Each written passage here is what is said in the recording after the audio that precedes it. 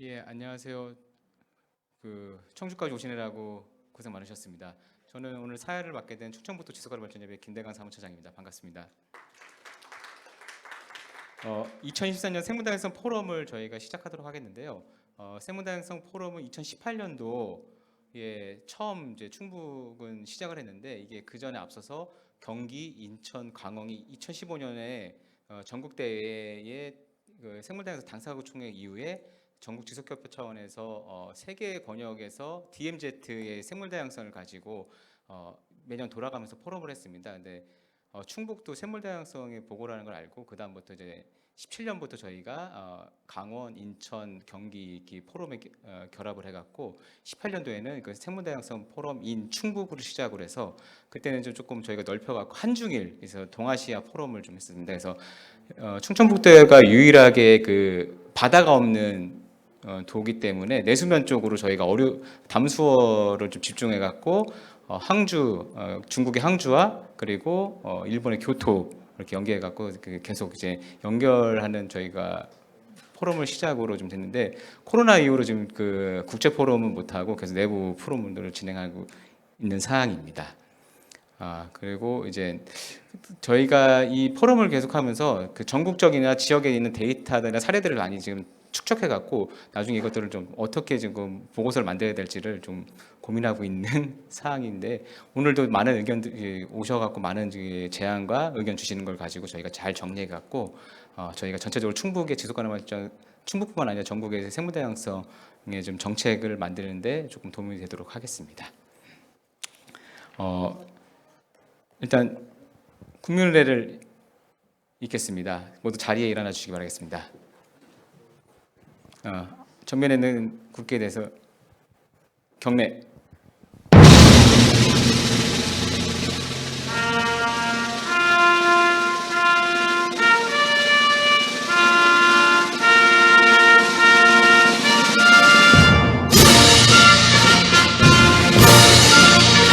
나는 자랑스러운 태극기 앞에 자유롭고 정의로운 대한민국의 무궁한 영광을 위하여 충성을 다할 것을 굳게 다짐합니다.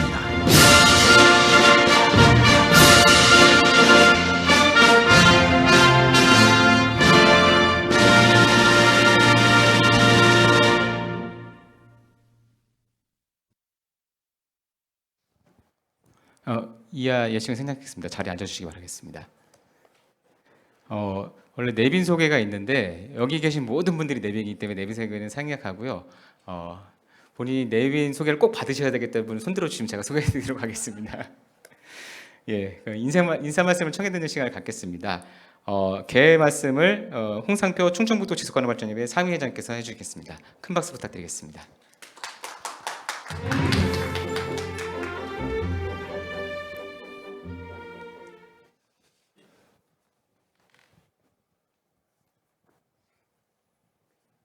예, 안녕하세요. 충북 지속가능발전협의회 상임회장 홍상표입니다. 아까 사회자가 말씀드렸듯이 오늘 저희 지역에서 충북 지역의 다른 단체 포럼들이 뭐 중복돼서 개최가 돼 갖고 아직 뭐 이렇게 참석자가 많지 않으신 것 같은데 뭐 그만큼 또 이렇게 밀도 있는 그런 토론이 이루어질 것으로 기대가 됩니다. 뭐 아시다시피 유엔에서 1992년도에 브라질 리오데자네이루에 모여갖고 그때 이제 유엔 생물 다양성 협약을 맺었습니다. 그래서 그만큼 생물 다양성에 대한 소중함을 벌써 한 30년 전부터 국제적으로 그 가치를 알고 추진을 해왔고. 이 생물 다양성이라는 것이 뭐 현재 세대는 물론 미래 세대에도 인류가 뭐 생존하는데 아주 필수 불가결한 그러한 소중한 가치를 갖는 자원입니다. 물론 이제 뭐 인류의 활용 가치를 떠나서 생물 그 자체의 뭐 생존의 그런 존재 가치나 그런 것들이 더 중요하다고 보입니다만은 우리가 또 뭐 인류이기 때문에 인류의 또 관점을 또 우리가 또 감안을 할 수밖에 없을 것 같습니다. 특히 이제 오늘 이 주제가 또 이제 미호강을 그 주제로 해서 또 오늘 진행이 되는데 올 그 2023년 7월부터 미호천이라는 이 작은 그 하천의 개점에서 미호강으로 이제 격상을 했습니다. 그런 점에서 이제 미호강의 그 위상이나 위치가 더욱 또 중요해졌습니다. 물론 이제 오늘 그 강태재 미호강유역협의회 회장님께서도 오셨습니다만은 이따 뭐 다시 말씀하시겠습니다만은 우리 그 미호강이 충북 지역에서 차지하는 뭐 사회적, 경제적 또 생태학적 위상이 상당히 높은데 오늘 시의적절하게 저희 그 충북 지속가능발전협의회 환경생태 그 운영이 환경생태 그 분과에서 미호강에 사는 그 생물 다양성을 주제로 해서 이렇게 시의적절하게 포럼을 개최하게 된 것을 다시 한번 이렇게 참석하신 여러분과 함께 기쁘게 생각합니다. 오늘 모처럼 이렇게 소중한 발걸음 하셨으니까 참석하신 목적에 맞게 이렇게 소기의 그 성과를 거두시고 이렇게 돌아가시길 바랍니다. 감사합니다.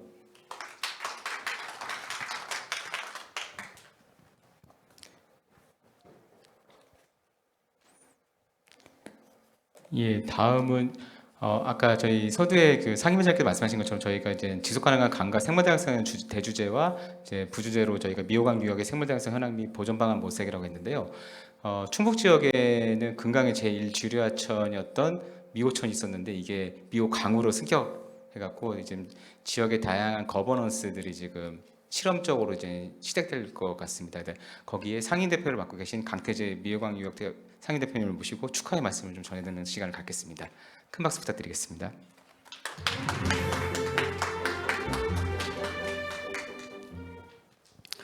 여러분 반갑습니다. 저는 사실 축하의 말씀은 물론이고 감사의 말씀을 드리고 싶어서 이 자리에 섰습니다. 왜냐하면 민간 영역에서 지난 10년 가까이 미호강을 살리기 위한 그런 운동을 미호강 유역의 주민들과 함께 전개해온 그런 입장에서는 오늘 이 포럼이 매우 소중하고 또 뜻깊게 생각하지 않을 도리가 없는 것이죠. 그래서 미호강을 주제로 해주신 것에 대해서 아주 깊이 감사의 말씀을 드립니다. 오늘은 뭐 원근 각지에서 전문가 여러분들이 많이 오셨고 학계는 물론이고 또 시민사회 그리고 유관기관에서도 오실 분은 오신 것 같아요.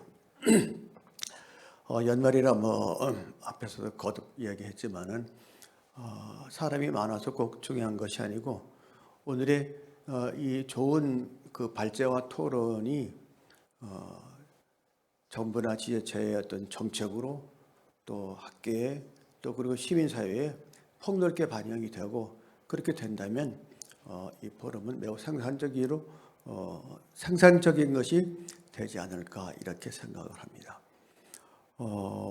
오늘 이 포럼을 위해서 발제를 준비해 주신 여러분 또 토론자 여러분 그리고 오늘 이 행사를 개최하고 준비에 노고를 기울여 주신 실무자 여러분께도 감사의 말씀을 드리면서 비록 적은 소수 인원이지만 소수 정예로 오늘 포럼이 알차게 진행되기를 기대하겠습니다. 거듭 축하드립니다.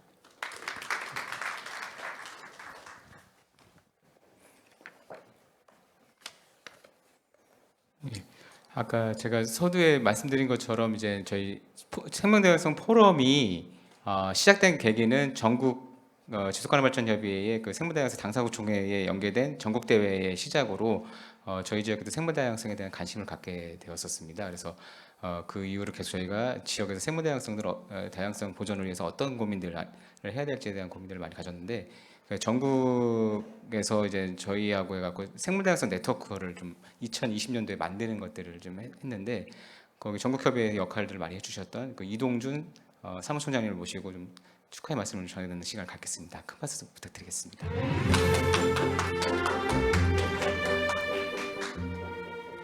세 번째 축사가 어려운 거네요. 앞에서 두 분 다 하셔서 똑같은 말 하면 혼날 것 같은데요.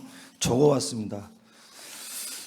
예, 인사드리겠습니다. 방금 소개받은 전국지속가능발전협의 이동준 사무총장입니다. 지속가능한 강과 생물다양성을 주제로 미호강 유역, 생물다양성 현황 및 보존 방안을 모색하는 2023 생물다양성 포럼의 개최를 진심으로 축하드립니다. 오늘 포럼의 의미를 폭넓게 조망할 수 있도록 자리를 만들어주신 충청북도 지속가능발전협의회 홍상표 상임회장님과 미호강 유역협의회 강태재 상임대표님께 깊이 감사드립니다. 그리고 각 섹션별 주제 발제와 풍성한 토론을 위해서 열과 성을 담아오신 발제자, 토론자, 다른 말로는 전문가, 활동가 모든 분들께 깊은 감사와 존경의 말씀을 드립니다. 오늘 공연장에서는 충청북도의 미호강 생태계를 중심으로 2개 세션이 이 자리에서 진행되는 걸로 알고 있고요. 예, 2층에 있는 대회의실에서는 전국지속가능발전협의회 생물다양성 네트워크 특별 세션과 또 충청북도 지속가능발전협의회 환경생태위원회 별도 세션이 같은 시간에 동시에 이렇게 진행되는 것으로 알고 있습니다.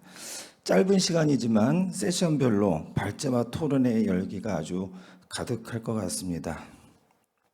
생물다양성의 향연으로 말 그대로 짧은 시간이지만 많은 의견을 나누시면서 한 해를 마무리할 수 있도록 준비해 주신 모든 분들께 특히 충청북도 지속가능발전협의회 우리 상근 활동가분들과 관계자분들께 수고하셔서 감사하다는 말씀 다시 한번 전하면서 오늘 포럼을 축하드립니다. 감사합니다.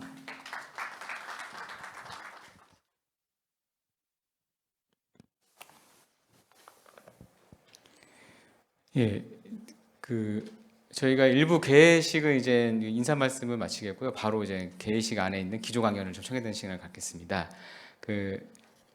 일단 저희가 주제를 요청드렸던 건 생물다양성 보존을 위한 대책과 노력으로 이제 요청드렸는데 수생물의 지속 가능성 확보를 위한 하천 석식지 복원이라는 주제로 우리 윤주덕 국립생태원 멸종위기 보건센터 팀장님께서 기조 강연을 해주시겠습니다. 나오실 때 큰 박수 한번 부탁드리겠습니다.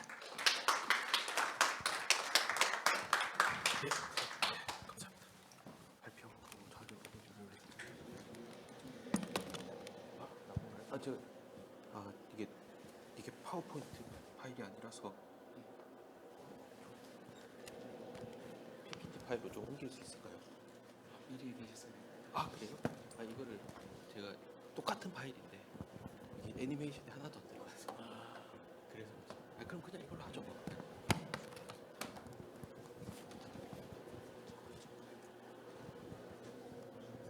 안녕하십니까, 윤주덕입니다. 저는 사실 경상북도에 지금 제가 일하는 데는 경상북도에 있는 영양군이라는 데거든요. 저희 센터가 지금 워낙 이제 시골에 있어가지고 사실 이렇게 이제 큰 도시로 올 때마다 기분이 정말 좋습니다. 오늘은 또 어디에 가서 어떤 맛있는 햄버거를 먹을까? 사실 시골에 가니까 다른 건 기억이 안 나는데 항상 햄버거가 먹고 싶더라고요. 그래서 오늘은 맥도날드를 갈까, 내일은 버거킹을 갈까 이제 이런 생각을 하면서 왔는데 요거 그대로 할까요?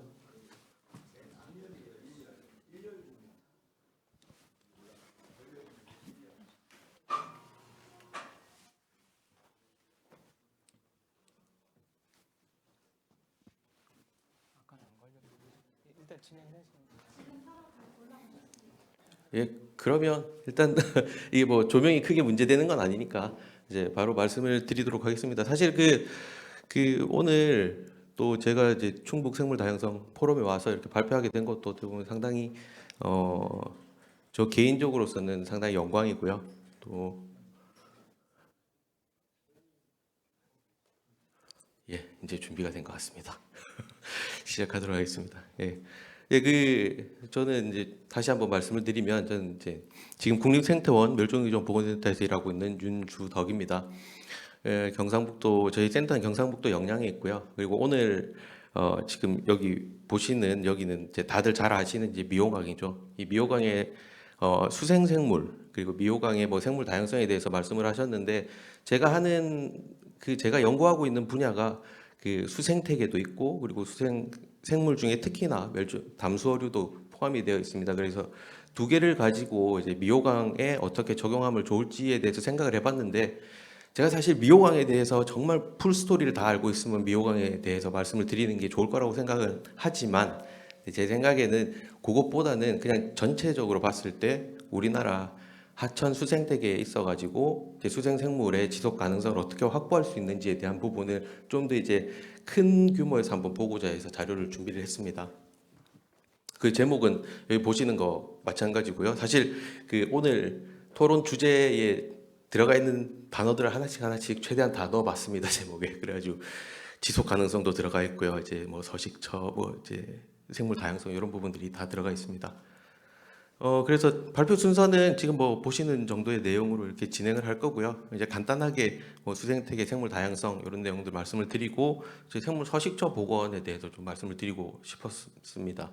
지금 저도 이제 오면서 미호강에 대해서 찾아보니까 마지막에 여기 재원에서도 말씀을 드리겠지만 미호강에 이제 많은 하천에서 일어날 일들이 계획이 되고 있더라고요. 이제 과연 이런 부분들이 진행이 됐을 때 과연 어떻게 좀 더 이제 적절하게 이제 계획을 수립을 하고 갈 수 있을 건지에 대한 부분들을 좀 이제 마지막에는 이제 고민을 해보고자 해서 간단하게 제안을 넣었고요. 그래서 그런 부분들을 고민하면서 생물 서식처를 어떻게 복원을 하는지 그리고 앞으로의 방향성은 어떻게 가면 좋은지에 대한 부분들을 전반적으로 고려를 해 보았습니다. 사실 이 부분은 지금 이제 사실 다들 전문가분들께서 앉아 계셔가지고 제가 뭐 설명을 할까 말까 하다가 사실 이제 생태란 거는 어떻게 보면은 생물적인 요소랑 무생물적 요소가 이제 서로 상호작용 그리고 이제 서로 간의 실질적인 연관성을 탐구하는 학문이죠. 그리고 저희는 잘 몰랐지만 사실 이 생태학이라는 단어 자체는 상당히 이제 최근에 나온 용어입니다. 한 1800년대 후반 정도에 이 생태학이라는 용어가 나왔지만 사실 그 히스토리는 훨씬 더 이제 뭐 아리스토텔레스나 이제 소크라테스나 그런 이제 아주 오래 전부터 이제 통용이 되고 있었던 용어들이고요. 다만 이제 수생태계라고 하는 거는 사실 뭐 크게 나눈다고 하면 육상 생태계, 수생태계 뭐 많은 생태계들이 있겠지만 제 생각에는 조금 이제 수생태계라고 하면 사람들이 잘 인지를 잘 못한다고 해야 되나? 약간 그런 생각이 듭니다. 왜 그러냐면 제가 항상 어디 가서 물어보거든요. 지금 우리가 살아가는데 가장 중요한 게 지금 뭐 공기가 없으면 살 수 있을까요? 라고 물어보면 다들 못 산다고 하는데 그 반대로 공기에 대한 중요성은 그렇게 생각을 하고 있는데 물에 대한 중요성은 저희가 상대적으로 제가 볼 때는 비율적으로 치면 공기에 비하면 10%도 안 되거든요. 사람들이 그 정도로 이제 크게 생각을 하지 않는다는 거죠. 이제 뭐 수생태계에 대한 이제 구성 요소들은 이제 당연히 물이고 그리고 이제 여러 가지 물질들이 있고 물 안에서 살아가고 있는 이제 다양한 생물적인 요소들이 살아가고 있다고 보시면 될 것 같고요. 요 부분은 사실 생물 다양성에 대해서 말씀을 드리려고 처음에는 하나가 이제 세 개가 돼서 많다, 더 많다, 뭐 다양하다 이렇게 나왔는데 지금 이게 지금 PPT가 아니고 이제 그 PDF라 가지고 한 번에 지금 화면이 다 나오네요. 그래서 제가 생각하기에 물 속에 서식하는 생물들이 상당히 저평가돼 있다 육상에 비해 가지고 이유는 뭐 모두가 다 아시다시피 물 안에 살고 있으니까 그런 겁니다. 그리고 뭘 하려면 일단 잡아야 되니까 잡지 못하면 할 수 있는 것들이 없으니까 상당히 저평가가 돼 있다라는 고민을 좀 하고 있고요. 그러다 보니까 물 안에 살고 있는 생물들에 대한 관심이 육상에 살고 있는 생물들에 비해서 너무나 저조하다. 이제 그런 부분들이 좀 안타까운 부분들이고 이제 그렇다 보니 뭐 하천 공사라든지 무슨 뭐 제방을 쌓는다든지 이렇게 하는 것들도 수생 생물들한테는 상당히 큰 영향이고 매우 중요한 교란 요인임에도 불구하고 육상에 살고 있는 생물들에 비해서 상당히 덜 관심을 받고 있다라고 하는 부분들입니다. 그래서 제가 오늘 이제 멸종위기 담수어류에 대해서 좀 들고 왔는데 들고 온 이유는 사실은 그렇습니다. 그 좀 전에도 말씀드렸다시피 물속에 살고 있는 생물들은 사람들이 크게 관심이 없습니다. 특히나 물고기는 사람들이 다 알고 있음에도 불구하고 물고기 정도 관심이 있지 다른 더 작은 생물들은 크게 관심이 없거든요. 아까 물 안에 살고 있는 플랑크톤 뭐 아니면은 저서성 대형 척추동물들 이런 생물들이 정말 많이 살고 있음에도 불구하고 크게 관심이 없죠. 근데 그나마 멸종위기 담수어류 같은 경우에는 제 생각에는 상당히 기대종이나 아니면 어떻게 목표를 잡을 수 있는 아주 좋은 아이템입니다. 그래서 이제 멸종위기 담수어류에 대해서 간단하게 설명을 드리고 그 뒤에 이제 좀 더 연구를 말씀을 드리도록 하면요. 멸종위기 종이란 거는 아마 다들 아시겠지만 이제 환경부에서 법령을 통해서 보호를 하고 있고요. 야생법에 따라서 1급, 2급으로 나눠져 있는데 1급은 지금 이제 멸종위기에 처해 있고 2급은 가까운 장래에 처할 수 있는 종으로 이렇게 지정이 되어 있고요. 다만 이제 문제점이 뭐냐면 멸종위기 종 수가 지정이 된 게 지속적으로 계속 늘어나고 있습니다. 줄어들지는 않고요. 근데 여기서 좀 아이러니한 게 왜 계속 늘어만 나느냐라고 하는 건데 뭐 하천도 마찬가지지만 사실 이제 기술들이 막 발전을 하고 복원하고 있는 방안들 여러 가지가 계속 나오면 뭔가 더 좋아지고 있으니까 이제 계속 줄여야 된단 말이죠. 근데도 계속 늘어나고 있어요. 이유가 뭘까? 사실 저도 아직 답은 못 찾았습니다만 그래서 이제 지속적으로 증가하고 있다라는 부분들이 있고 이제 그 중에 이제 담수어류 같은 경우에는 29종이면서 1급 11종, 이제 2급 18종으로 지금 지정이 되어 있는데 앞서도 말씀드렸다시피 사실 기대종으로서 정말 활용하기에 아주 좋은 아이템입니다. 사실 우리가 붕어나 이런 피라미나 이런 물고기들은 이름은 이미 다 알고 계실 건데 사실 붕어를 보존하자라고 하면은 사람들이 그렇게 크게 이제 와닿지가 않아요. 근데 멸종위기 종인 이런 종들을 좀 복원하고 보존을 합시다라고 하면서 지금 미호강에 살고 있는 미호종개 같은 경우도 이제 그런 식으로 활용이 되고 있는 거고요. 그래서 이제 이런 좋은 아이템이기 때문에 이거들을 활용을 해서 이제 생물 서식처에 대해서 어떻게 적용을 할지 고민을 하고 이제 우리나라에 살고 있는 멸종위기 담수어류의 특징이 뭐냐면 멸종위기 종이다 보니까 대부분 다 이제 중상류에 서식하고 있고 대부분 다 이제 소형종입니다. 그리고 되게 이제 멸종위기 종이의 특징 중에 하나가 생각보다 얘들이 되게 예민하고 센시티브한 거죠. 그래서 이제 다른 종들에 비해서 훨씬 더 이제 환경에 민감하게 반응을 하는 거고. 근데 우리나라의 또 이제 특징 중에 하나는 하천 이제 중상류에 정말 많은 공사들이 이루어지고 있다는 거죠. 지금도 미호강에도 이제 수많은 공사들이 이루어지고 있고 뭐 앞으로도 계속 일어날 거고 이런 부분들이 있다는 거고. 그래서 저희가 복원을 합니다. 환경부에서도 복원을 하고 있고 저희 센터에서도 복원을 계속하고 있는데 다만 안타까운 건 저희가 뭐 10년 이상 복원을 진행을 한 종이 있음에도 불구하고 뭐 일부 종들 빼고 나머지는 사실 복원에 성공했다라고 볼 수 있는 종들은 거의 없는 거죠. 이게 우리나라 정책상의 문제도 있고 또 이제 사람들이 받아들이는 문제도 이제 좀 있긴 한데 뭐 가장 큰 이유는 그겁니다. 우리나라 사람들이 좀 빨리빨리 정신이 있다 보니까 좀 빨리 뭔가 다 성공시키고 싶어 해요. 멸종위기종 복원도 마찬가지입니다. 1, 2년 안에 뭔가 승부가 났으면 좋겠다라고 생각을 하는 거죠. 근데 이런 복원이나 보존에 대한 사업들은 뭐 아시다시피 상당히 정말 오랜 기간 동안 이루어져야 되는 거고요. 최소 10년, 최대 100년 넘게도 이제 계속 저희가 죽고 나서 다음 세대에서도 계속 이루어져야 되는 일들인데 이런 부분들을 사실 이제 관에서는 받아들이지를 잘 못해요. 특히나 우리나라 같은 경우에는. 그러다 보니까 2, 3년 하다가 안 되면 야 일단 종을 바꿔봐. 2, 3년 하다가 종을 바꿔봐. 이제 지속성이 계속 떨어지는 거죠. 그렇게 되니까 결국 뭔가 계속 하는 것 같은데 성공은 안 되고 그렇게 되면서 뭔가 계속 돈은 썼는데 야 그럼 어디 뭐 국회나 이제 가가지고는 돈은 이만큼 썼는데 왜 안 됐어? 이제 이런 얘기들이 계속 나오기 시작을 하는 거죠. 근데 거기 가서 복원이 오래 걸립니다. 이게 쉬운 일이 아닙니다. 라고 하면 사실 받아들이질 잘 못하시더라고요. 이제 그런 문제들이 계속 있다 보니까 중요한 일임에도 불구하고 이제 성공률이 계속 떨어지고 있다. 그리고 뭐 요거는 이제 잘 보이시진 않지만 멸종위기 종들은 개체수는 계속 줄어들고 있습니다. 물론 이제 일부 복원하면서 늘어나는 종들도 있는데 대부분은 다 이제 떨어지고 있는 게 현실이고요.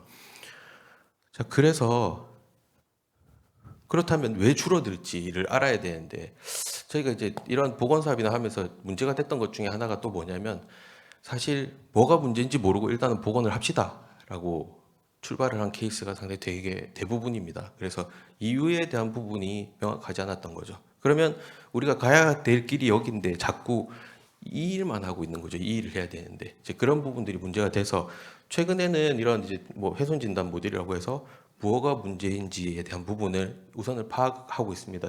요 같은 경우에는 이제 수생태계 훼손 진단 모델을 좀 저희 멸종위기종으로 차용을 해와가지고 어떤 부분이 문제가 되는지를 지금 파악을 하고 있는 그런 이제 컨셉추얼 모델이고요. 그래서 이렇게 해서 뭐 파악을 했을 때 뭐가 문제다라고 나오는 부분들, 그리고 IUCN에서도 사실 이제 많은 보존 매뉴얼들이 있는데 이런 매뉴얼들에 따라서도 뭐 주변에 무엇이 문제인지 이런 부분들을 훼손 원인들을 지속적으로 파악을 하는 거죠. 그래서 최종적으로는 이제 종별로 지금 뭐 저희는 미호종계는 아직 이제 손대지 않고 있는데 기존에 하고 있는 종을 예로 말씀을 드리면 모래주사라는 물고기가 어떤 형식으로 어떻게 영향을 받고 있고 그래서 우리는 최종적으로 어떤 부분에 대해서 복원을 진행을 해야겠다라고 하는 이제 어떻게 보면 의사결정을 하고 그리고 나서 복원을 이제 진행을 하는 거죠. 근데 사실 대부분 연구를 하다 보면은 가장 1차적인 문제는 결국은 개체수가 줄어드는 거는 사람들이 그 안에 가서 뭘 하기 때문에 줄어드는 거더라고요. 특히나 뭐 제일 일반적인 거는 이제 물리적으로 안에 들어가서 공사를 하기 시작하면 사람들이 그렇게 생각하는 게 조금 안타깝긴 한데 야 물고기들이 그 안에서 공사를 하면 당연히 다른 데 가겠지. 그리고 공사 끝나면 돌아오겠지라고 하는 아주 일반적인 생각을 갖고 계시는 분들이 너무 많거든요. 근데 물고기들은 그렇지 않습니다. 생물들은 그렇지 않은 게 저희도 그렇잖아요. 저희 동네 좋은 동네 살다가 우리 동네 살다가 공사할 테니까 니네들 나가라 그러면 나갔다가 여기 다시 내가 다시 또 뭐 막 지어주면서 이제 들어와서 살아라고 하면 그렇게 됩니까? 그렇게 안 되지. 생물들은 더 마찬가지인 상황인 거죠. 이제 뭐 여러 가지 문제들 보면 저희가 뭐 농경지 면적 변화, 개발지 면적 변화, 뭐 장기간에 걸쳐서 이렇게 나와 있는 요즘은 이제 너무 많은 뭐 GIS라든지 다른 툴들이 많아가지고 이런 게 비교가 정말 가능한데 실제로 보시면은 농경지 면적은 이제 유역에서 이제 좀 색깔이 잘 표시는 안 나는데 줄어들고 있습니다. 수치로 보면. 그리고 반대로 이제 개발지 면적은 지금 색깔에 보시는 것처럼 하천 유역에서 이제 개발은 계속 이루어지고 있고요. 이런 상황들이 지속적으로 이제 2007년하고 제가 18년 비교한 건데 이 10몇 년 동안 상당히 많이 유역 내에서 많은 활동들이 일어나고 있다라는 것들이 확인이 됐고요. 그래서 이제 뭐 종별로 서식지 훼손 원인 보면 뭐 아까 말씀드렸던 이런 이제 공사에 대한 부분이 당연히 영향을 주고 있고 대부분 이제 종들에 대해 가지고 그래서 뭐 개선 방안에 대한 부분은 이런 부분들을 일단은 내놓고 있는 상황입니다. 일단 1차적으로 내놓고 그 뒤에 이제 영향을 파악한 다음에 그 다음에 이런 개선 방안을 가지고 뭐 공사가 되든지 뭐 활용 방안이 나오든지 해야 되기 때문에 지금은 좀 저희가 순서적으로 문제점에 대해서 계속 많이 찾고 있는 그런 이제 시간을 좀 가지고 있는 거고요. 그래서 전반적으로 보면 이제 문제는 거의 대부분 다 나와 있어요. 저희도 알고 있고. 근데 또 최근 들어가지고 또 이제 복병이 뭐 최근에 생긴 복병은 아니지만 이제 또 이제 변수로 나오는 게 기후 변화거든요. 기후 변화가 이런 다양한 요인에 플러스로 엄청나게 영향을 주게 됩니다. 자, 이거 아마 뭐 이 사진들은 이미 다 보셨을 거고 사실 기후 변화가 한쪽으로만 일어나는 게 항상 비가 많이 올 수도 있고 어떤 해에는 가뭄이 들 수도 있고 저희 같은 경우에 이제 뭐 저랑 같이 연구하신 분들도 있긴 한데 뭐 한 몇 해 전에는 가뭄 때문에 또 난리였죠. 그래서 뭐 이제 회피처를 만들고 하는 그런 부분들도 했고 이거 뭐 당연히 이제 작년에 서울에서 뭐 강남에서 홍수가 났네 마네 뭐 진짜 이런 사진들도 계속 올라오고 있는 거고요. 자, 그래서 기후 변화에 대해서 아시겠지만 말씀을 드리면 그 인간의 활동하고 자연적인 기후 변동성이 추가해서 일어나는 기후 변화를 얘기를 하고 그게 이제 기후 변화고 지금 보시는 것처럼 온도는 우리나라에서도 그렇고 전 세계적으로도 그렇고 꾸준히 올라가고 있는 건 현실입니다. 근데 이제 이 기후 변화가 일어나면은 그럼 수생태계는 어떤 영향을 받냐라고 하면 아까 말씀드렸지만 비가 많이 올 수도 있고 비가 적게 올 수도 있고 그래서 유량이 변화하면서 이제 기존에 살고 있던 애들의 서식 환경이 변하는 거죠. 그래서 이제 서식 환경이 변하면서 또 이제 생존율이 감소하고 이 생존율이 감소하니까 알도 적게 놓게 되고 또 이 알들이 밑으로 떠내려갔다가 다시 올라오고 이렇게 하는 여러 가지 그 수없이 많은 메커니즘들이 있는데 이 메커니즘들이 작동을 안 하게 되는 거죠. 그렇게 되면서 생태계가 변하게 되는 게 이제 단기적으로도 그렇게 나타나고 그리고 이제 장기적으로도 그런 부분들이 이제 중첩돼서 나타나면서 더 영향을 주게 되는 부분들이고요. 이제 저희가 요거 예측을 해봤는데 지금 뭐 최근에는 이제 SSP 시나리오가 좀 바뀌었죠. 이제 RCP 시나리오에서 바뀌어가지고 SSP로 돌려보니까 이게 한 2050년 정도 되면 저희가 뭐 그 아무런 제한 없이 그냥 막 다 그냥 지금처럼 그 저기 화석 연료 쓰고 이렇게 한다고 가정을 했을 때 2050년이 되면 지금 그냥 잘 안 보이지만 그냥 색깔로만 보시면 거의 살 수 있는 구역 자체가 없어집니다. 그 정도로 이제 영향을 받을 가능성이 높다라고 하는 게 이제 확인이 되고 있고, 근데 여기서 또 이제 하천으로 들어가게 되면 이런 문제가 발생을 하더라고요. 비가 많이 오니까 자 사람들이 이제 생각을 합니다. 이제 지금 이미 이제 정책 연구 과제를 환경부 하천 계획과에서도 준비를 하고 있거든요. 기후 변화를 고려한 하천 설계 기준 개정안 뭐 마련 연구 이런 부분들이 진행이 되는데, 자 이게 진행이 되는 게 이제 결국은 제일 쉬운 게 이제 하천을 하면서 기후 변화에 대해서 맞출 수 있는 제일 쉬운 게 제방 올리는 겁니다. 그럼 제방이 올라가면 당연히 이제 그 경사도 나올 거고, 그러면 결국 이제 하천을 어떻게 개발을 하고 하천에 영향이 들어가고 이런 부분들이 계속 생기는 거죠. 그리고 또 이제 공사를 하면서 정말 이제 잘하면 모르겠지만 죄송합니다. 잘하면 모르겠지만 이거 보는 것처럼 대부분 다 이제 하천에 들어가 일단 싹 밀고 시작을 하기 때문에 이런 부분들이 이제 상당히 크게 영향을 준다는 거죠. 생물들에 있어서는. 그래서 이제 전체적으로 봤을 때 이제 그 좀 가려졌지만 다른 부분보다는 사실은 서식지에 대한 고려가 상당히 부족했다라고 하는 게 멸종위기종 복원뿐만 아니라 모든 이제 하천 생태계, 하천 내에서 일어나는 사업들에서 이제 발견되는 문제고요. 결국은 서식지 보호를 위한 구체적인 방안이 필요하고, 그러면 어떻게 해야 되느냐? 생물 서식처를 복원해야 되는데 그럼 어떻게 해야 되느냐? 좀 더 이제 문제 없이 문제를 최소화할 수 있는 방안으로 이제 복원이 진행이 돼야 된다라고 하는 부분들이죠. 자, 그래서 이제 생물 서식처 복원에 대해서 말씀을 드리면, 오늘은 사실 제가 말씀드릴 거는 대부분 다 이제 어떻게 복원을 하면 되는지에 대한 사례에 대해서 좀 말씀을 드릴 거예요. 사례 말씀을 드리고 또 이제 국내의 문제점에 대해서도 좀 말씀을 드릴 거고, 생물 서식처는 지금 아시는 것처럼 똑같습니다. 생물이 살아가는 장소를 생물 서식처라고 하죠. 그게 뭐 여러 가지 환경이 될 거고, 특히 이제 하천 안에서는 뭐 저수지가 될 수도 있고, 뭐 습지가 될 수도 있고, 뭐 여울이 될 수가 있고, 소가 될 수도 있고, 이렇게 이제 종에 따라서 또 이제 구분이 되기도 하고, 이런 부분들을 다 생물 서식처라고 하는데, 사실 뭐 이거는 좀 지난 정부에서 추진을 했던 것긴 한데, 이때 이제 우리강 자연성 회복 구상이나 이런 부분들을 하면서 서식처를 어떻게 해야 좋을지에 대해서 고민을 많이 했더라고요.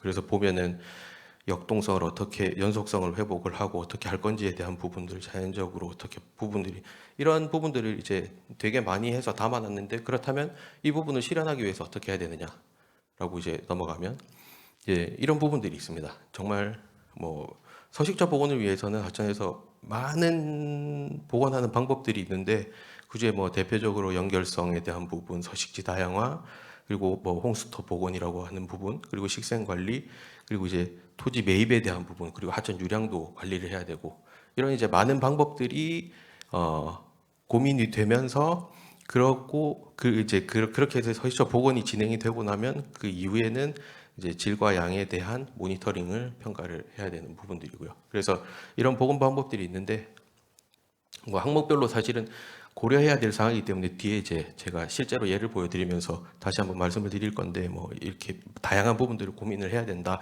근데 이런 부분들은 이게 우리나라에서 나와 있는 게 아니고 외국에서도 똑같은 고민들을 하고 있습니다. 외국 자료에서도 유럽이나 아니면 미국에서도 일본에서도 똑같이 이제 이런 항목들을 고민을 하고 있는 거고요. 그래서 먼저 이제 하천 연결성 증대를 말씀을 드리면, 이 연결성 증대는 어떻게 보면 쉽게 보면 우리나라 하천이 하천 내에 이제 보 개수가 상당 2만 몇천 개 정도 되는데, 뭐 키로수로 따지면 1.2km의 뭐 보가 하나 정도 있는, 그 정도로 이제 연속성이 단절돼 있는 나라가 우리나라거든요. 이제 농경사회가 예전에는 농경사회였기 때문에 당연히 물을 써야 되기 때문에 그런 환경이 벌어졌었는데, 지금은 이제 환경이 변했죠. 그렇다면 이 변화된 상황에 맞춰서 이제 필요 없는 보들은 제거하고, 그리고 만약 그 보호가 있는데 물고기들이 이동이 못하면 생물을 이동시켜 줄 수 있게 어도를 설치하고 하는 게 이런 연결성을 증진시켜주는 가장 이제 일반적인 방식입니다.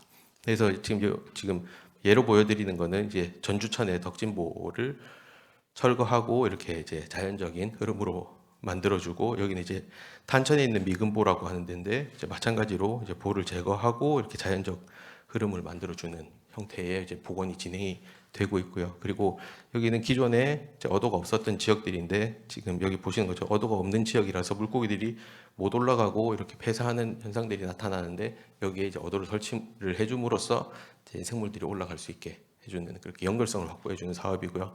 실제로 이제 외국에서 이제 나온 사례인데, 이거는 이제 그 유럽산 뱀장어가 살고 있는 하천에 보를 제거해 줬을 때 어떻게 되느냐에 대한 부분인데, 실제로 어류의 다양성이 증가했고, 그리고 여기서 대상으로 하고 있었던 이제 유럽산 뱀장어의 밀도랑 분포 지역이 늘어나더라라고 하는 부분들이죠. 이런 케이스들이 국내에서도 지금 이제 조금씩 진행이 되고 있는 이제 복원 방법 중에 하나입니다. 그리고 이제 서식자 다양화인데, 서식자 다양화는 사실 어떻게 보면은 쉽고 어떻게 보면은 좀 복잡하다고 할 수 있을 것 같아요. 되게 쉬운 방법은 이제 산란을 할 수 있고 살아갈 수 있는 지역을 저희가 인위적으로 조성을 해주는 거죠.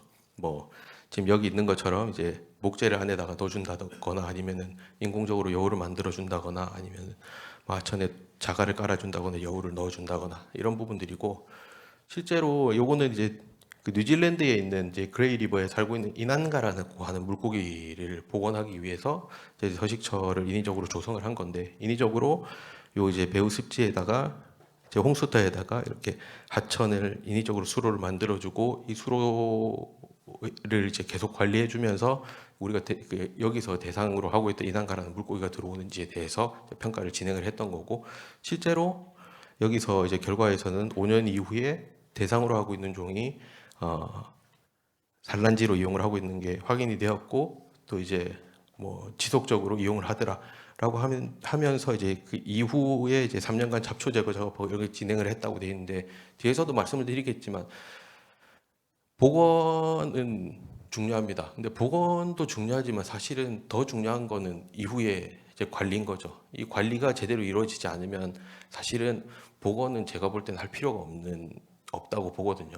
어차피 만들어 놓고 관리 안 하고 이전으로 돌아가게 할 거면 사실은 그냥 거기에 쓸 돈 가지고 차라리 다른 일을 하는 게 훨씬 더 효율적이다라고 판단을 하고 있고, 그래서 실제로 이제 요거는 이제 다른 결과긴 한데, 실제로 서식지 다양화를 시켜주고 나면 이제 평균 이제 요거는 이제 우리나라에 살고 있는 살몬 종이긴 한데, 평균 개체수랑 그리고 이제 서식지 개선 후에 이제 얘네들이 훨씬 더 증가했다라고 하는 결과들이 외국 사례에서도 지속적으로 확인이 되고 있고요. 국내에 되게 유사 사례인데, 사실 저는 이제 산청이라는 동네에 대단히 자주 갔었거든요. 근데 거기에 가면은 지금 여기 사진에 보시는 것처럼 진짜 이렇게 똑같이 경호강 안에 그냥 큰 돌이 그냥 있어요. 큰 돌이 들어가 있어서 저는 그래서 여기 하천은 이 하천 지형이 그냥 이렇게 생겼구나라고 생각을 했는데, 요 자료 준비하면서 또 우연찮게 찾아보니까 이게 사실은 그 산청군에서 어류 서식처를 조성해 주기 위해 가지고 저 큰 돌을 인위적으로 집어 넣어 준 거더라고요. 한 6억 정도 예산을 투입을 해서 진행을 했다라고 나오는데, 이런 방법들이 지금 이게 효과가 있는지 없는지는 모르겠으나, 하지만 이런 방법들이 국내에서도 알게 모르게 진행이 되고 있더라. 근데 사실 이런 방법들이 좀 더 효과를 가지기 위해서는 좀 더 이제 전문가들하고 심도 깊은 논의를 좀 거치고 진행을 했어야 되지 않나라고 하는 게 지금 제 생각이긴 하고요. 그리고 또 이제 국내에서도 좀 이제 시도가 되고 있는 부분들이긴 한데, 구하도라든지 이제 홍수터에 대한 이제 연결을 해줌으로 인해서 이제 생물들이 살아갈 수 있는 서식처를 더 확보해주는 부분들이죠. 지금 여기 있는 이제 사실 이렇게 이건 지금 일본에 있는 하천인데, 이렇게 생긴 하천들 사실 국내에도 되게 많이 있는 것들 다 아실 겁니다. 그래가지고 그리고 실제로 우리나라에서도 보면은 구하도가 상당히 많이 분포하고 있습니다. 그래서 이런 부분들이 어떻게 보면은 되게 쉽게 저희가 생물 서식처를 확보할 수 있는 그런 이제 복원 방법이지 않나 용이하고 쉽게. 그리고 아마 분명히 미호강이나 이런 하천들에도 이런 부분들이 훨씬 많을 거기 때문에 이런 부분들을 한번 더 복원할 때 적용해 보는 것도 좋은 방법이라고 생각이 들고요. 그리고 실제로 외국에서 이렇게 적용을 해보니 이런 이제 연어들이 늘어나더라라고 하는 부분들입니다. 그리고 이제 이거는 이제 수변 식생을 관리를 해서 이제 복원하는 부분들인데, 이 수변 식재를 해서 강의 침식을 막고, 그리고 생물이 서식하는 공간도 마련해주고, 산란처, 피난처도 만들어주면서 이제 하천의 붕괴도 막는 그런 방식들이고요. 그리고 이런 부분들이 실제로 이제 수행이 되었을 때 이제 생물량하고 밀도가 증가하더라라고 하는 부분들이 나타나고 있고요. 또 하나가 이제 유량 관리인데, 하천에 아무리 뭐 관리를 잘해도 결국은 유량 확보가 안 되면은 생물이 살 수가 없죠. 그래서 환경부에서도 이제 물환경 보전법에 법적으로 이런 부분 문구를 넣어놨습니다. 환경 생태 유량이라는 걸 꼭 확보를 해야 된다라고 하는 부분들인데, 근데 사실 뭐 물이란 게 그 저희가 원하는 만큼을 계속 이제 땡겨서 쓰기는 쉬운 일이 아니니까. 그리고 이제 실제로 우리나라 이제 전체적인 물 자체는 또 수자원공사라든지 아니면 뭐 농어촌공사라든지 이런 여러 기관들하고 연결이 돼 있다 보니까 이런 전반적인 부분을 사실 업무 뭐 협의를 해서 진행을 해야 되긴 하지만, 결국은 이제 이런 중요한 유량 관리가 우리나라에서도 이미 제도적으로 만들어져는 있다라고 이제 보시면 될 것 같고요. 그리고 이제 뭐 보호 지역에 대한 부분, 보호 지역을 얼마나 설정을 할 건지, 계속 만들어 줄 건지에 대한 부분이 어떻게 보면 되게 쉽게 수생태계 생물 서식처를 보호하고 보존할 수 있는 방법이라고 보시면 될 것 같습니다. 이것도 지금 다 넘어갔는데, 이거 전체적으로 보면 이제 서식지 복원 사례를 보면 이제 이건 다 외국 사례입니다. 외국 사례인데 전반적으로 하천 연결성 확보하는 이런 인공구조물을 제거하는 방식을 많이 쓰고 있고요. 그리고 뭐 하산 구조 개선하는 부분, 그리고 외래 생물 제거하고 하는 이런 복원 방식들을 많이 활용을 하고 있다. 그리고 이런 서식지 개선을 통해서 제 대상으로 하는 종들의 긍정적인 영향을 가져온 사례가 상당히 많이 있다. 저희가 여기에 보여드리는 거는 이제 일부를 보여드리는 거고요. 자, 그러면은 이제 국내는 어떠하냐라고 보면, 사실 국내는 지금 하천을 어떻게 생태적으로 복원한다라고 하는 사업은 국내는 사실 생태하천 복원 사업밖에 없습니다. 또 근데 이게 뭐 이제 국비랑 이제 지방이랑 이렇게 하다가 지금 다 지방으로 다 넘어왔죠. 이제 그렇게 되면서 생태하천 복원 사업밖에 없는데, 이 생태하천 복원 사업이 어떻게 보면 그냥 이제 다 공모를 받아서 이렇게 진행을 하고 이렇게 하다 보니까, 사실 실질적으로 다들 생각하시면 이게 생태하천 복원 사업인지 아니면 그냥 친수 사업인지에 대한 부분이 조금 모호해지는 경향들이 많이 있고, 이런 문제는 뭐 이제 계속적으로 이제 그 논의가 되고 있는 사항이긴 하지만, 그럼에도 불구하고 우리나라에서 생태적으로 하천을 어떻게 복원하고 하는 예산 그리고 사업은 생태하천 복원 사업밖에 유일하다고 보시면 될 것 같습니다. 물론 환경영향 이제 사업을 하면서 환경영향 평가할 때 이렇게 이제 생태계 보존 부담금 반환 사업이라고 하는 부분들이 있는데, 이 부분들은 뭐 사실 뭐 습지 현재까지 이제 보면 습지나 수생태계 사업은 없고 되게 소규모 사업이기 때문에 전체적인 복원하고는 좀 무관하다고 보시면 될 것 같고, 사실 생태하천 복원 사업 안에 제가 좀 전에 말씀드렸던 내용들이 거의 다 들어가 있어요. 거의 다 들어가 있고 되게 잘 되어 있는데, 이제 문제는 이게 현장에 적용이 잘 안 된다는 거죠. 그래서 이런 이미 지침서도 나와 있고 잘 돼 있는데 실제로는 적용이 안 되고 있는 게 현실이다라고 아시면 될 것 같고, 좀 이제 제가 뭐 우연히는 아니지만 이제 서식지 조성의 어떻게 보면 대표적인 실패 사례라고 보시면 될 것 같아요. 백곡저수지에 4대강의 뚝 높이기 사업하면서 미호종계 서식처가 수몰된다고 해서 사실 여기 서식처 조성 사업을 했는데, 지금은 뭐 그렇게 활용도 안 하고 있고, 결국은 이제 2017년도에 하수정화 습지로 지금 전환해가지고 관리하고 있는데, 이런 이제 실패 사례들이 지속적으로 나타나고 있다라고 하는 부분들입니다. 이제 관리가 제대로 안 됐을 때 이런 부분들이 나타난다. 그럼 이제 복원 방향은 어떻게 가야 되느냐를 봤을 때 일단 문제점입니다. 사실은 하천 복원 사업에는 지금 현재 우리나라에서는 대안이 별로 없습니다. 아까 말씀드렸던 생태하천 복원 사업 외에는 복원을 할 수 있는 방안이 없고, 사실 이런 뭐 대형 공사들, 하천 공사들도 예산이 엄청나게 많이 소요가 되는데 이거를 감당할 수 있느냐라고 하는 부분, 이런 사업들을 과연 지자체나 아니면은 지자체들에서 이게 감당을 할 수 있느냐 하면 그건 아마 좀 어려울 거다라고 하는 부분들이고, 또 이제 공모를 받아서 하기 때문에 실제로 우리가 필요한 사업을 수행하기에는 이제 뭐라 그래야 되죠? 이렇게 내가 원하는 걸 하기에는 좀 어려운 상황이다라고. 또 하나는 아까 말씀드렸지만 생태하천 보건 사업도 마찬가지로 이 하천의 문제가 뭐고 뭔가 이제 평가가 제대로 된 다음에 진행이 돼야 되는데, 이런 훼손 원인에 대한 파악이 상당히 이제 부족한 상태에서 이렇게 진행이 되더라. 대부분의 보건 사업들이 그렇게 진행이 되고 있다라고 하는 부분들이고요. 그리고 이제 목표에 대한 부분입니다. 사실은 뭐 어떤 보건 사업이 됐든 뭔가 이제 명확한 목표를 가지고 진행이 돼야 되는데, 이런 목표가 그렇게 명확하지 않기 때문에 좀 사업이 그냥 일단은 그 시작해서 끝까지 갑시다라고 하는 그냥 그 목표만 가지고 이제 가기 때문에 이제 결과가 제대로 나오지 않는 상황들이 지속적으로 나타나고 있다. 그리고 유지 관리에 대한 부분 앞서도 말씀드렸지만 만들어 놓고 관리 안 하면은 사실은 문제인데, 이렇게 좀 장기 관리를 위해서 뭐 관이나 아니면 지자체에서 관리할 수 있는 게 이제 그 한계가 있으니 좀 이제 뭐 지역 거버넌스 중심, 제 뒤에 이제 많은 이제 발제에서도 이런 부분들이 계속 논의가 되던데, 좀 이제 지역 거버넌스에 활용하는 부분, 그리고 이제 홍보에 대한 부분, 이제 만들어 놓고 이제 홍보를 해서 사람들이 활용할 수 있게 해야 되는데 그런 부분들이 좀 부족했더라. 그리고 아까 말씀드렸던 기후 변화에 대한 부분도 들어오면서 문제가 되더라라고 하는데, 요거는 이제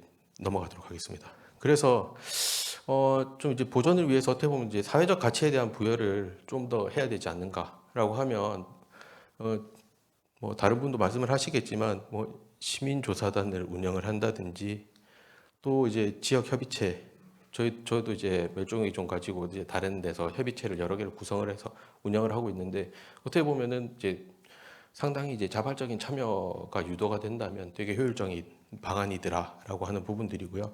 그래서 이제 시민 참여를 최대한 확대할 수 있는 게 필요하다. 그리고 기업에서도, 저도 사실은 기업이 있어지는 이런 사업은 좋아하진 않습니다. 이제 그린워싱을 워낙 하고 있기 때문에 기업들에서 좋아하진 않지만, 그래도 이제 기업들에서 이렇게 서포트를 하는 것 자체가 좀 이제 도움은 많이 되긴 하니까, 이런 기업들에서의 그 기업들도 최대한 활용을 하는 게 상당히 또 효율적이면서 이제 활용도가 높을 거다. 그리고 또 하나 이제 뭐 제가 살고 있는 이제 영양군의 지역 브랜드가 이제 반딧불인데요. 요 반딧불이 가지고 뭐 쌀도 생산하고, 요건 이제 사실 뭐 영양에 가면은 가로등에 이렇게 요렇게 생긴 애가 달려 있는데 지나가다 보면 되게 못생기긴 했는데, 그래도 이제 이런 부분들을 되게 활용을 많이 하는 거죠. 그렇게 하면서 이제 좀 더 이제 사람들하고 친해질 수 있는 이런 방안들을 이제 마련을 해서 이걸 또 하천에다가 접목을 하면 하천의 이제 브랜드화 이런 부분들을 활용을 하면 훨씬 더 이제 효과성을 높일 수 있지 않을까라고 하는 그런 생각이 들고요. 그래서 이제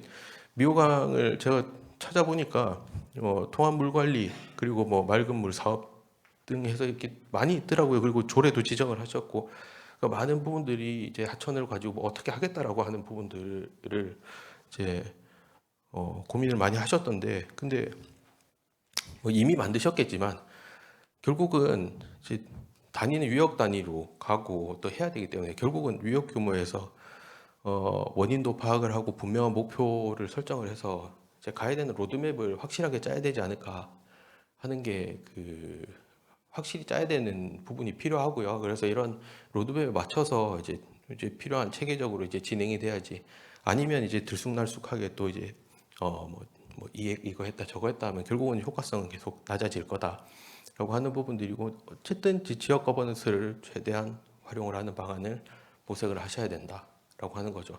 지역민들이 무조건 참여해야 됩니다. 이거 해보시면 아시겠지만 보건이나 이런 부분들은 관이나 지자체에서 어떻게 뭐 죽을 때까지 관리할 수 있는 방안이 아니기 때문에 지역민들이 다 참여를 할 수 있는 이런 방안들, 결국은 이제 시민과학이겠죠. 그리고 아까 마지막에 좀 전에 말씀드렸던 반딧불이처럼 좀 이제 미호강에 서식하는 생물의 중요성을 인지시킬 수 있는 좀 브랜드화나 이런 부분들을 좀 같이 고민을 하시면서 진행을, 미호강에 대한 어떤 이제 복원이든 어떤 사업을 진행할 때든 좀 활용을 잘 하셔야 될 것 같다라고 하는 부분을 이 또 제 생각 중에 하나입니다. 물론 이제 다른 생각을 하시는 분들도 많을 거기 때문에 이거는 제 생각이고요. 그래서 이런 부분들을 어쨌든 미호강을 이제 앞으로 복원을 하든 개발을 하든 하는데 이런 부분들을 좀 함께 고민을 하시면 좋을 것 같다라고 생각이 됩니다. 예, 이상 제가 이제 준비한 자료는 한 요 정도로 마무리를 하도록 하겠습니다.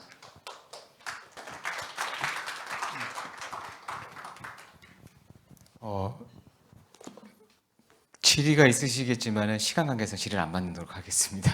예, 다시 한번 그 기조관계해 주신 윤중덕 박사님께 큰 박수 한번 부탁드리겠습니다.